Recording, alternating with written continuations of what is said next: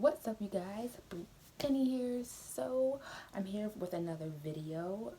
Today I'm going to be showing or sharing one of the case studies I worked on for one of my classes. Unfortunately, we all know that we're the world's in a pandemic, unfortunately.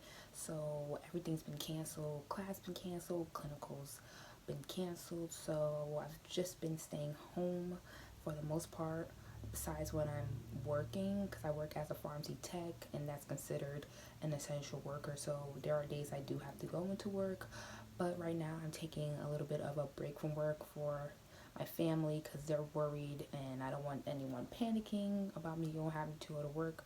So luckily I have a very, I have a good manager, and he was understanding and allowed me to take a few weeks off for my family. So that's what I'm doing.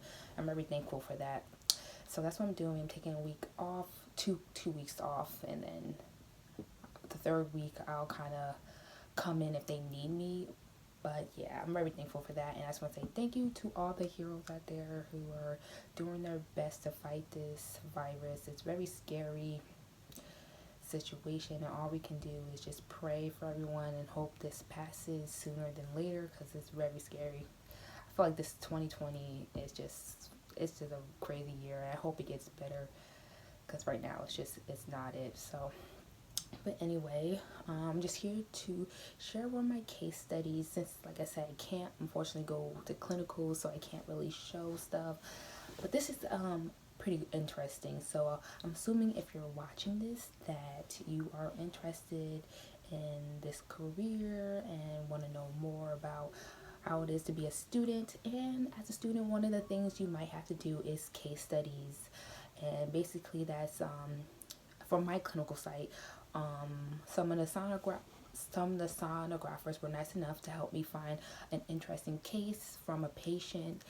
You can't disclose, of course, who the patient is, and it's kind of like anonymous. So this person I'm about to show you is anonymous. All you will know is like she's a female and her age, but you won't know her anything about her.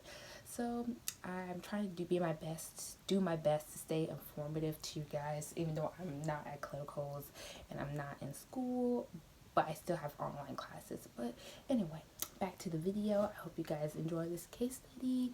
I hope it's informative and interesting. See you guys later.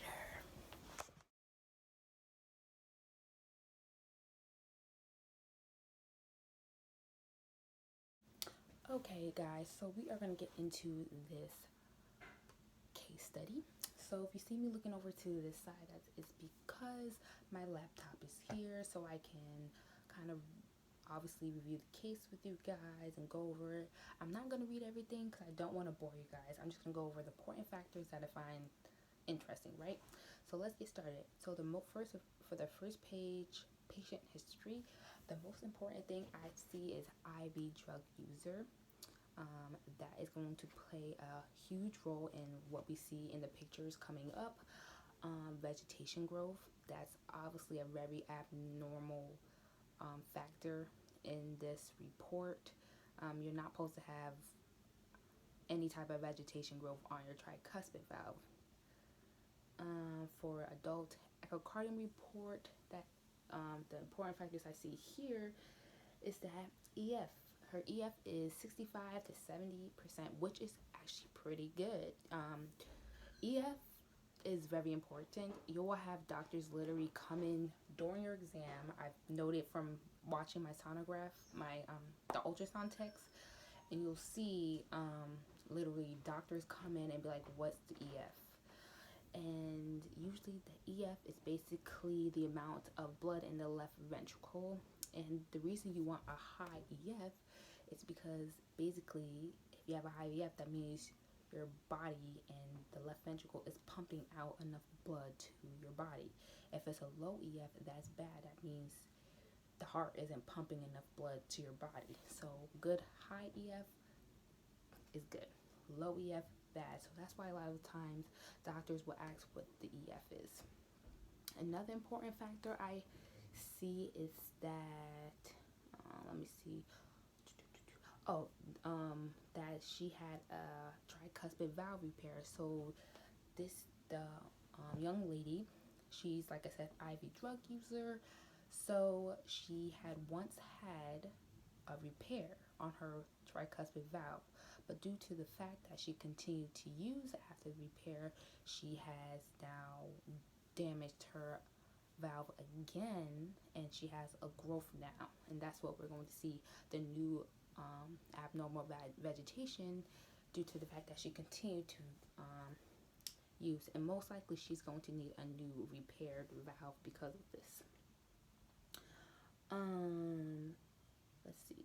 That's not really important. Everything else is normal. These are the measurements. If you want to pause, you can, but you probably won't really know much of the measurements just yet because you're not in school. And for me, I'm still trying to memorize these measurements because I like to know what's important and what's not. Sometimes, some places you don't need to really know the measurements. It's more up to the doctors to really know what's abnormal, but it's kind of important to know the measurements too. And then we have the TEE report. TEE report. So this is kind of cool. You guys will actually be able to see the difference between an echocardiogram and a TEE. A TEE is what you do with a doctor. So the doctor is inserting a probe inside the body through the mouth, and as the sonographer, you'll be controlling the machine, and he'll be controlling the probe. So that would be cool. You guys get to see how the images will look different. So this was important for this exam. And also the TEE is another way to see it more clearly. You see everything more crisp. But with the TEE, you're asleep. So that's why we don't do it on every single person, because it's like a procedure, a TEE. Because you're put to sleep and you're given anesthesia and all that stuff. And so they don't do it to everybody. But obviously for this patient who has a mass, they're going to want to go inside and get some real measurements. And that's what a TE is really good for.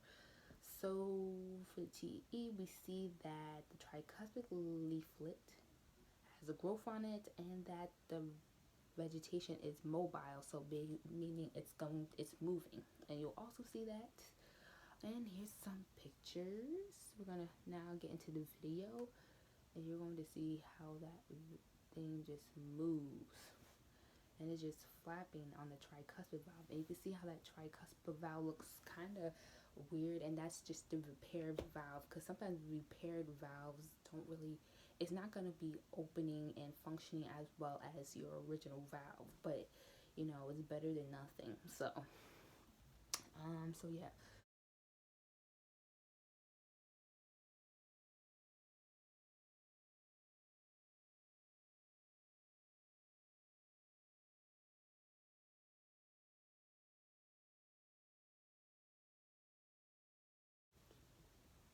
So we're just going to go through the videos. I don't really do much talking for them. So just look at that thing just flap. And the reason why you're going to want to get that out is because you don't want it to, for some reason, break off and shoot up into your brain, and that's what can cause a stroke or something. So that's why blood clots are bad. That's why anything that can emboli and break off inside your bloodstream and go up to your brain can cause a stroke or some type of severe blockage. So that's why you would want to go inside there and get that out.